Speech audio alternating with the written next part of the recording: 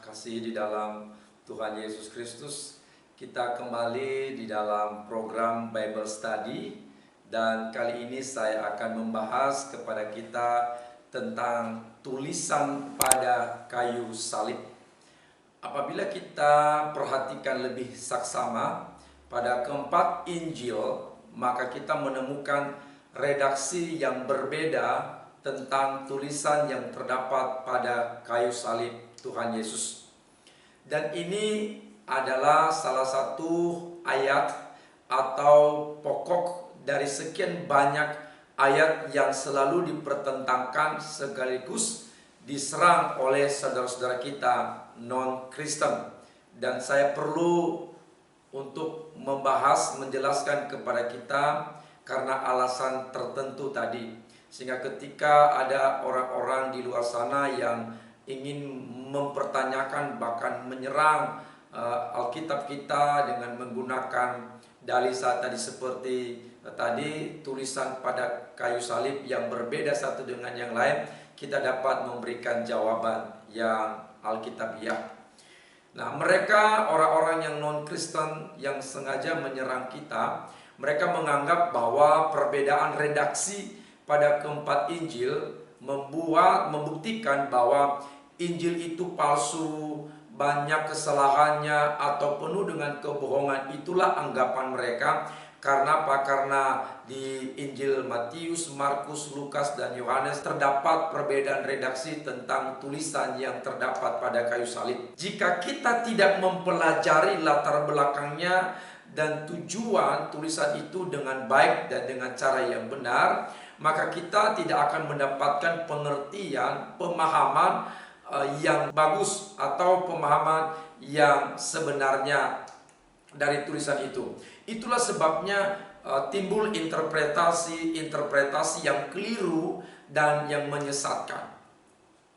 Nah, saudaraku, apabila kita memperhatikan penjelasan saya di berikut ini, maka semoga harapan saya kita mendapat pemahaman atau wawasan yang baru. Nah, harus kita akui memang bahwa benar ada perbedaan redaksi dari keempat Injil, Matius, Markus, Lukas, dan Yohanes, tentang tulisan yang terdapat pada kayu salib Tuhan Yesus. Namun perbedaan itu bukan berarti telah terjadi sebuah kesalahan, kebohongan, bahkan kepalsuan seperti yang dituduhkan.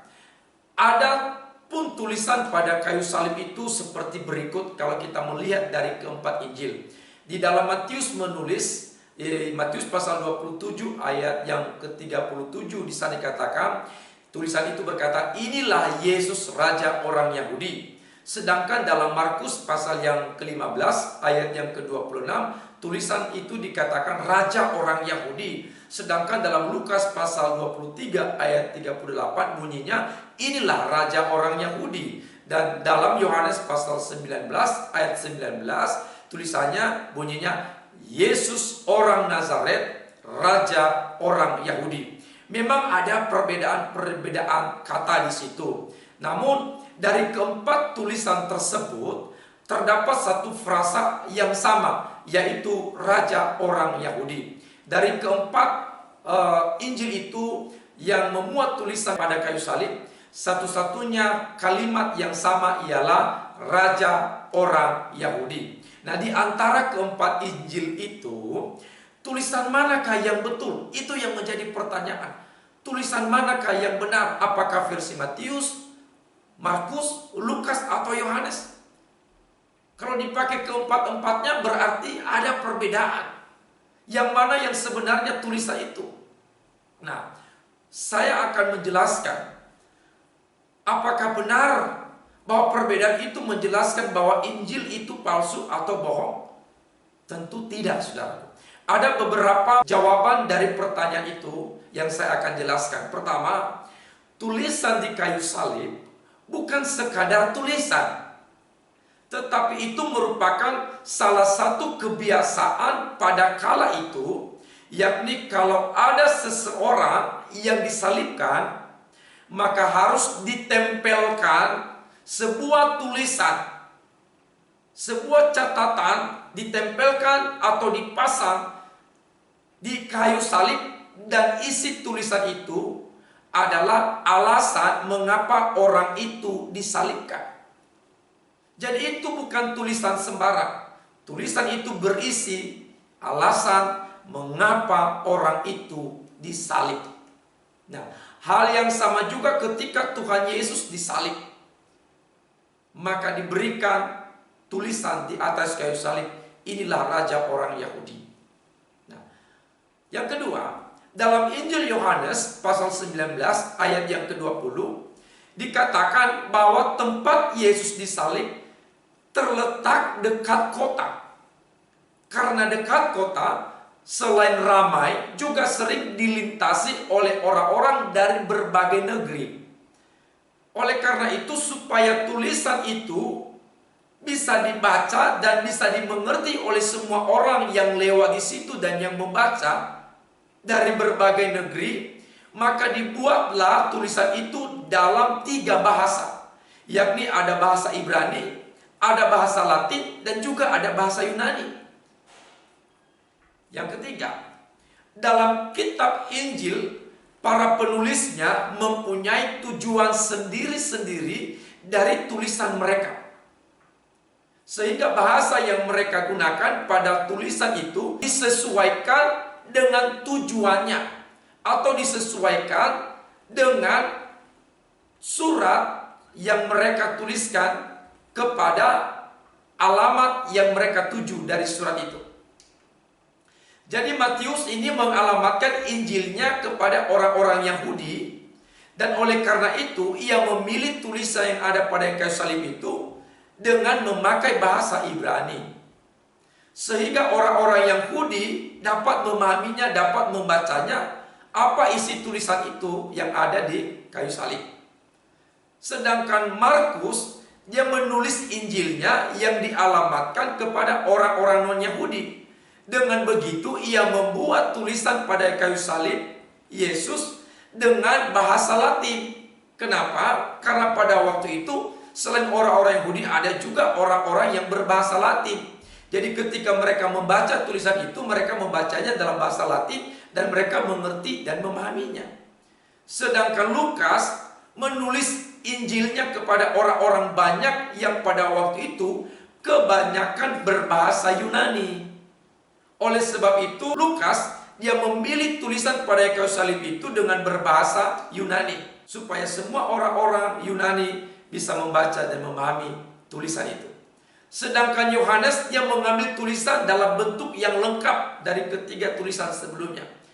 Karena penulisnya memiliki tujuan masing-masing, maka itulah yang membuat tulisan itu berbeda. Tetapi isinya, pesannya tetap sama, yaitu bahwa Yesus adalah Raja orang Yahudi.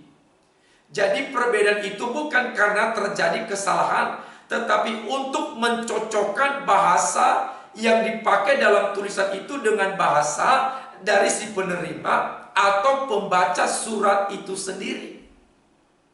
Jadi bukan perbedaan makna, bukan perbedaan isi, hanya perbedaan bahasa. Karena setiap Injil yang ditulis itu penerimanya berbeda, alamatnya berbeda. Jadi bahasanya pun harus disesuaikan dengan bahasa yang menerima atau membaca surat itu. Baik Matius, Markus, Lukas, dan Yohanes. Ya. Misalnya, saya kasih contoh. Saya menulis surat kepada orang yang bersuku Jawa. Tidak mungkin saya menulisnya dengan menggunakan bahasa Belanda atau bahasa Rusia atau bahasa Jepang. Nanti orang itu nggak bisa membacanya, apalagi mengerti apa isinya. Selain ia tidak tahu membacanya, apalagi isinya ia tidak mengerti. Dan ketika ia tahu, maka sia-sialah tulisan itu. Apa jadinya? Sekalipun surat saya itu berisi hal yang baik, tetapi karena ia tidak mengerti, maka semuanya tidak ada gunanya, sia-sia. Tidak ada manfaatnya bagi orang yang menerima itu. Begitu pula dengan penulis Injil Matius, Markus, Lukas, Yohanes. Isi pokok redaksinya sama, tetapi bahasa yang digunakan berbeda karena penerima surat itu berbeda, khususnya dalam hal bahasa. Jadi tidak ada hal yang salah, apalagi dipersoalkan dengan tulisan itu. Kita sudah tahu tadi bahwa perbedaan itu bukan karena perbedaan isinya, bukan karena perbedaan maknanya, bukan karena perbedaan tujuan, tidak, tetapi lebih kepada perbedaan bahasa, karena bahasanya harus disesuaikan dengan si penerima dari surat itu sendiri. Jadi pesannya sama, isinya sama, tetapi perbedaannya hanya terletak di bahasa. Kiranya Bible study, pelajaran Alkitab ini semakin membuka wawasan kita kepada pengetahuan firman Allah. Dengan begitu, kita tetap mempercayai bahwa firman Allah, Alkitab kita adalah sepenuhnya firman Allah yang tidak ada kesalahan. Terima kasih. Jangan lupa di subscribe, like, share, komentar. Tuhan Yesus memberkati. Shalom.